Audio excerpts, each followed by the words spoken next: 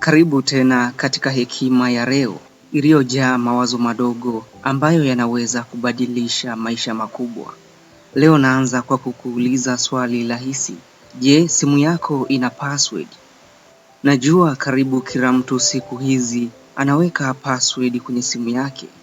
Na kama sio password, basi itakuwa pin, fingerprint au face lock kwenye simu yake. Lakini umewahi kujiuliza kwa nini iwe hivyo?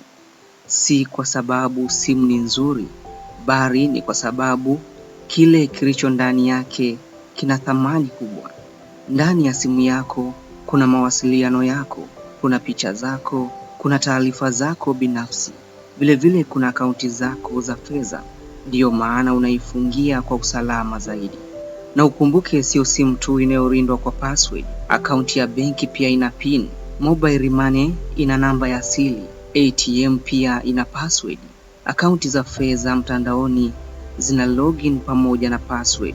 Pia umewahi kujiuliza kwa nini ni hivi? Ni kwa sababu ndani yake kuna vitu vya thamani. Kuna fedha pamoja na mali. Hili ni sawa na kusema ni jasho la mtu. Na mtu akipata password yako, anaweza kufanya mambo mengi mabaya. Anaweza kutoa pesa zako, kubadilisha taarifa zako. Anaweza kuharibu jina lako, kufunga akaunti yako. Vile anaweza hata kukuweka kwenye matatizo ya kisheria. Ndiyo maana serikali, benki na taasisi zote zinashauri jambo moja muhimu.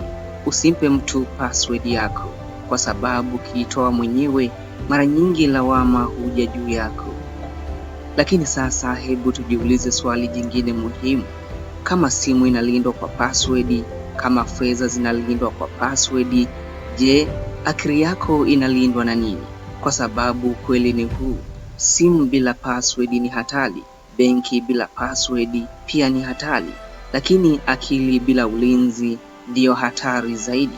Akili isiyokuwa na password, kila kitu kinaingia, kila kitu kinaaminika, kila kitu kinaigwa. Maneno ya watu yanaingia, habari za uongo zinaingia, pia mawazo mabaya yanaingia. Na polepole mtu anaishi maisha ambayo sio yake, bali maisha ya mawazo ya watu wengine. Hivyo ni muhimu sana kulinda moyo na akili yako pia. Kwa maana kila kitu kinachoamua maisha yako huanzia kwenye akili na moyo wako. Kwenye akili na moyo wako ndipo ndoto huzaliwa, ndipo maamuzi hutengenezwa, na ndipo hatima ya maisha huanzia. Kwa hiyo ni lazima uwe na password ya akili. Password ya akili inaweza kuwa kuchuja kile unachokisikia, kuchagua kile unachoangalia, kuchagua kile unachokubali, pia kukataa kile kisichokujenga. Sio kila taarifa ni ya kuamini, sio kila ushauri ni wa kufuata, sio kila mtu anajua kilicho bora kwa maisha yako. Akili yenye password inaweza kusema hili silihitaji, hili si la kweli, hili halitanijenga.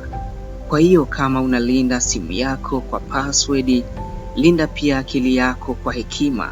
Kama unalinda pesa zako kwa pini, linda mawazo yako kwa busara. Kama unalinda akaunti zako kwa usalama, linda mwelekeo wa maisha yako pia.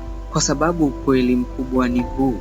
Akili yako ni akaunti ya hatima yako. Hivyo ukiacha wazi, kila mtu ataingiza chochote kile anachotaka. Na mwisho wa yote kumbuka, akili iliyolindwa vizuri hujenga maisha yaliyo imara. Na mpaka hapa napofikia mwisho wa simulizi hii, basi nikusihi endelea kusalia nasi. Sina la ziada hadi kwa wakati mwingine.